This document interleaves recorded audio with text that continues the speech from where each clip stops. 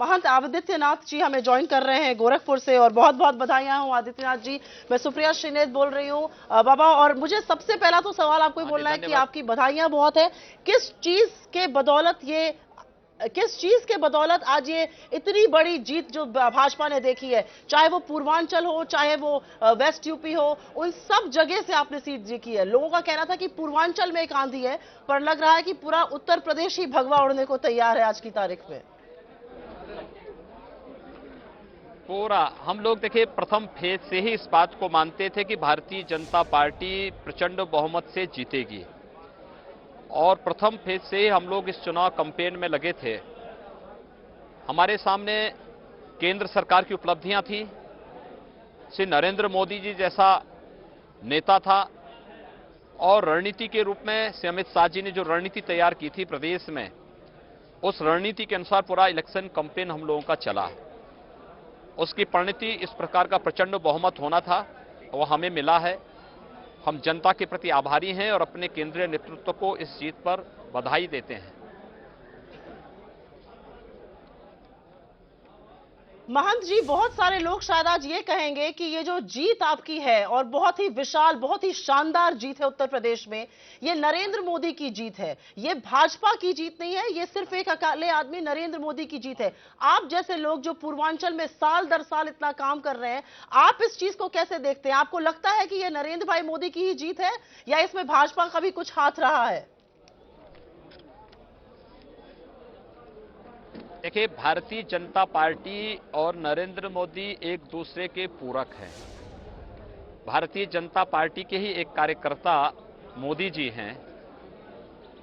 मोदी जी की उपलब्धियां का लाभ भारतीय जनता पार्टी को मिल रहा है, ये मुझे लगता है कि एक उपलब्धि है हमारी।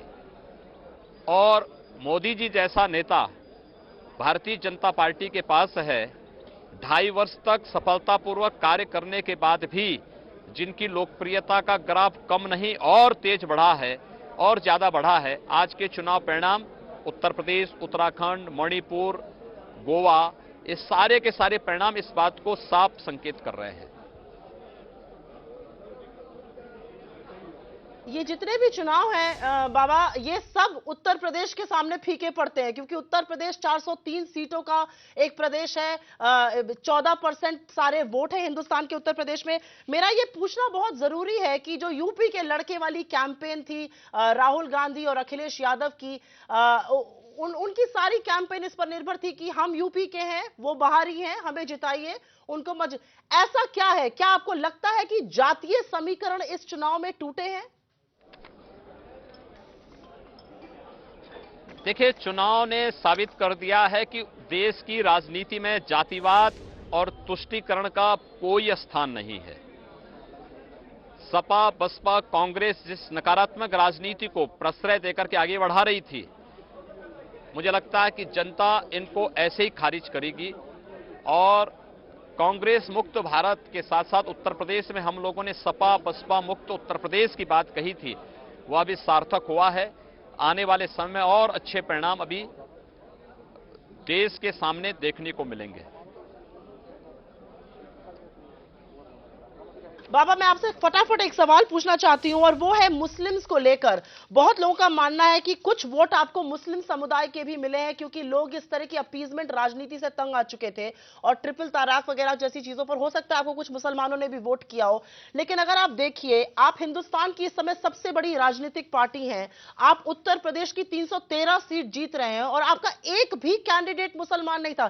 क्या हम पहली बार उत्तर प्रदेश में ऐसी सरकार देखेंगे जिसमें एक भी मंत्री, एक भी पदाधिकारी मुस्लिम समुदाय का नहीं होगा, जबकि वो 20% बहुमत है?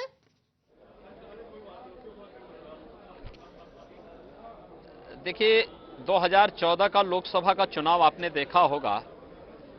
उस समय भी हमें जो प्रचंड बहुमत मिला था, उसमें एक भी हमारा मुस्लिम नहीं जीता था, लेकिन केंद्र में उन्हें प्रतिनिधित्व तो मिला था।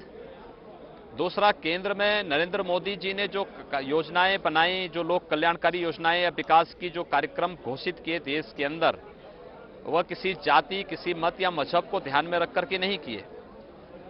हमने युवाओं के लिए किए, किसी भी जाति, किसी भी मत, किसी भी पंथ का हो, किसानों के लिए किए, महिलाओं के लिए किए, व्यापारियों के लिए योजनाएं बनाई। हमारा स्पष्ट मानना है कि विकास सबका हो, सुरक्षा सबको हो, लेकिन तुष्टीकरण किसी का न हो। ये तुष्टीकरण की नीति लोकतंत्र की अवमानना है, लोकतंत्र का उपहास है। और इसलिए तुष्टीकरण के नाम पर मुस्लिम समाज को भी इस बात को सोचना होगा कि वे आखिर वोट बैंक कब तक बने रहेंगे। वोट बैंक की राजनीति से वो ऊपर उठें, विकास के बारे में सोचें, देश के विकास के बारे में, अपने स्वयं के विकास के बारे में, आधुनिक शिक्षा के बारे में जानें। मुझे लगता है कि उनका भी कल्याण होगा, देश का भी कल्याण होगा, और ये चीजें उनको समझनी होंगी।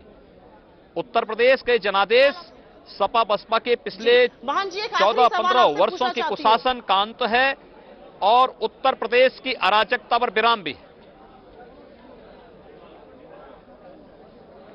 महंत जी, एक आखिरी सवाल आपसे पूछना चाहती हूं और उसके बाद नलिनी सिंह आपसे एक सवाल पूछना चाह रही हैं।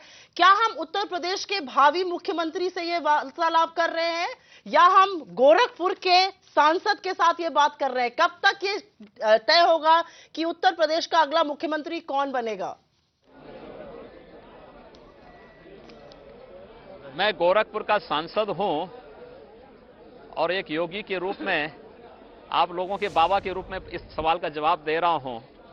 और इसलिए मैं इस कार्य के अभियान के साथ लगा था क्योंकि मैं स्वयं उत्तर प्रदेश के इस कुशासन से त्रस्त था। आम जनता की पीड़ा को देखते हुए मैं स्वयं इस बात को लेकर के अफसोस होता था हम लोगों को कि उत्तर प्रदेश का नौजवान पलायन कर रहा है, उत्तर प्रदेश में पहचान का संकट खड़ा हो रहा है। इस कुशासन से मुक्ति मिलनी चाहिए।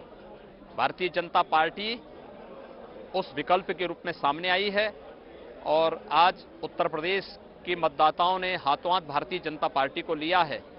हमें प्रसन्नता है कि प्रदेश में विकास और राष्ट्रवाद के पथ पर प्रदेश आगे बढ़ेगा, विकास और सुरक्षा सबको उपलब्ध होगी।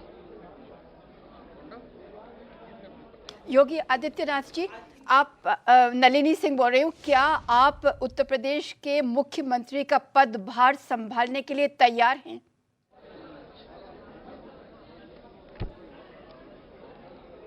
देखिए, भारतीय जनता पार्टी का संसदीय बोर्ड जो भी निर्णय करेगा, हम उस संसदीय बोर्ड के निर्णय के साथ में हैं और जिसको इस पद के योग्य समझेंगे हम उनके साथ खड़े हैं।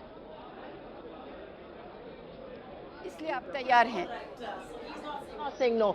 महंत आदित्यनाथ जी, धन्यवाद आपका, बहुत बहुत बहुत बहुत शुक्रिया आपका हमसे ET Now पे बात करने के लिए। Find us on Facebook at facebook.com/ETNow and don't forget to click the like button.